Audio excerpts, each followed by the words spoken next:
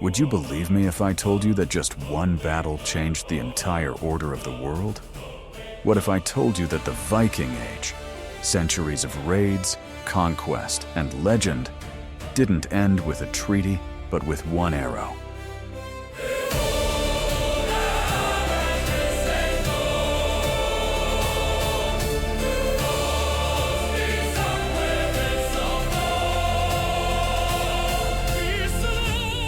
A single shot, loosed under the cold English sun, that pierced not just a throat, but an entire chapter of history.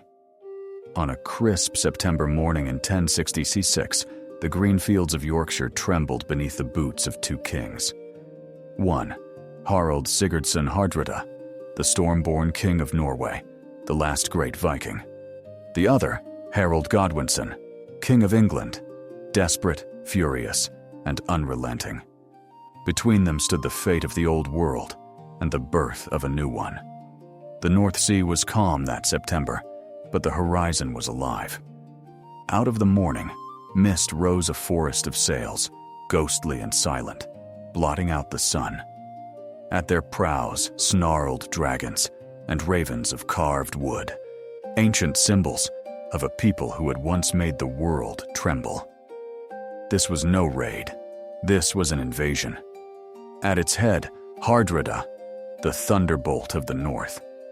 A man who had fought in the Varangian Guard of Byzantium, who had seen empires rise and fall. By his side, Tostig Godwinson, exiled Earl of Northumbria and brother to England's own king. Together, they brought over 300 ships, perhaps 8,000 men, warriors in mail and leather, their oars striking the sea like war drums. When they landed, the sky filled with smoke, villages burned. The River Humber carried the ashes of England's north to the sea. At Fulford Gate on September 20th, the Vikings met their first test. The English earls Edwin and Morcar tried to block them and failed. Hardrada's shield wall held, then surged forward like an iron tide. By nightfall, the English ranks were shattered. The fields were soaked in mud and blood. York, proud heart of the north, surrendered. For Hardrada, it was victory, swift and absolute. He demanded hostages and supplies, believing the road to London now lay open. He dreamed of a new empire, Norse banners flying over all of England. But in that dream was the seed of his downfall. For while Hardrada feasted in triumph, he believed England's king was trapped far in the south, waiting for a Norman invasion that had not yet come. He could not have been more wrong. When word reached Harald Godwinson, he was hundreds of miles away, on England's southern coast. His men stood watching the gray waters of the Channel, waiting for William of Normandy to strike. Then came the news. The north was burning. York had fallen. The banner of Norway flew over England. For most kings, this would be a moment for diplomacy, to delay, to negotiate. But Harald Godwinson wasn't most kings. In that instant, he made his choice. He would march north, and he would march now. What followed was a feat that defied belief. From London to York, nearly 300 kilometers in just 4 days. An army moving faster than rumor itself. They marched through rain and mud, slept little, ate on the move. Villagers watched in awe as thousands of warriors thundered past, the iron of their mail echoing like distant thunder. By the time news of his march reached Hardrada, the English king was already there. September 25th, the sun was warm, the sky bright. By the quiet banks of the river Derwent, the Norsemen rested. They had left their armor behind in York, too heavy for the heat, too burdensome for a simple exchange of hostages. Some mended gear, others played dice. The air was filled with laughter and the hum of bees. Then, a sound, a tremor beneath the earth. At first, a faint hum, then the unmistakable thunder of boots and hooves. A scout came running, breathless, shouting words that froze the camp in place. The English are here. panic tore through the Norse ranks. Men scrambled for shields, for weapons, for armor they did not have. And as the English vanguard appeared on the horizon, a single bridge became the line between life and death. To buy time for the Norse army to form ranks, one man stepped forward. A giant of a warrior, wielding a great Dane axe. He took his stand in the middle of the narrow wooden bridge, alone, and faced the entire English vanguard. Again and again, they charged. Again and again, his axe rose and fell, splitting shields, breaking spears, shattering men. For nearly an hour, he held them back, a wall of muscle and fury. His courage became legend that day. In the end, it was not strength that defeated him, but cunning. An English soldier slipped beneath the bridge and thrust a spear upward through the planks. The great warrior fell, and the bridge ran red.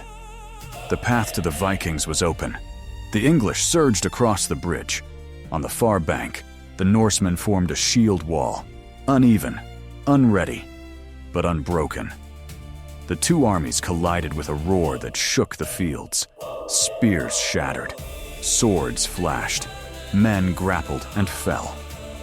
At the center, Hardrada towered above his men, a blue cloak flowing behind him as his sword carved arcs of death.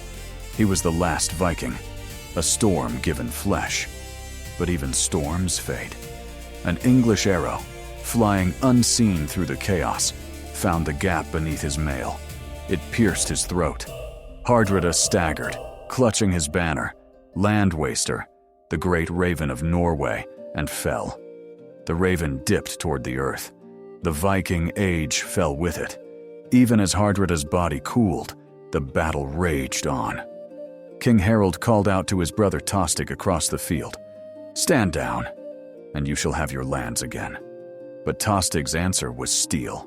He fought to the end, and died beside the man who had promised him revenge. The Norse line broke.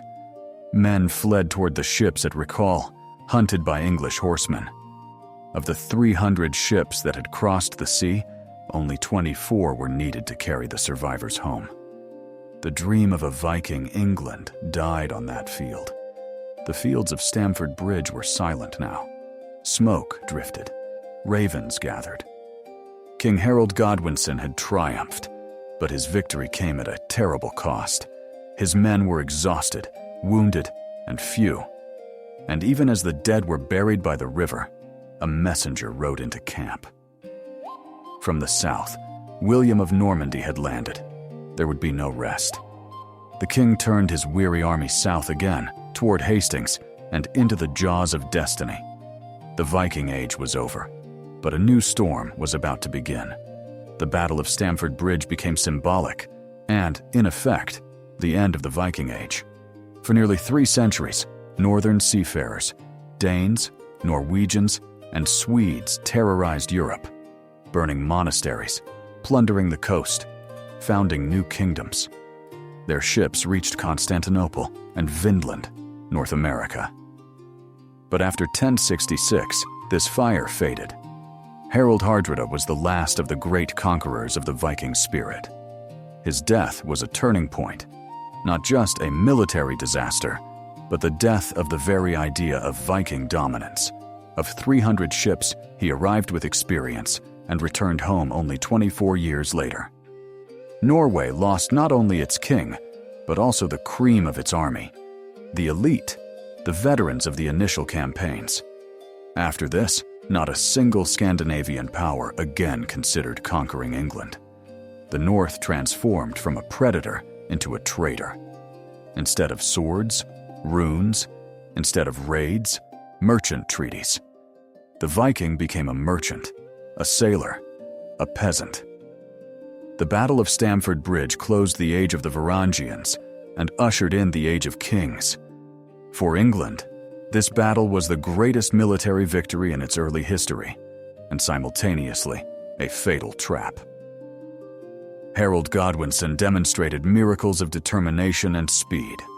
He marched 300 kilometers in 4 days, crushing an army 3 times his size, and did it with minimal preparation. It was a moment of greatness for Anglo-Saxon England, the last surge of the old heroic spirit. But the price was terrible. His army was exhausted, worn out, and thinned. While Harold buried the fallen at Stamford Bridge, William the Conqueror was already landing on the south coast. 3 weeks later, on October 14th, 1066, at Hastings, this same army, exhausted and weary, could not withstand a new onslaught.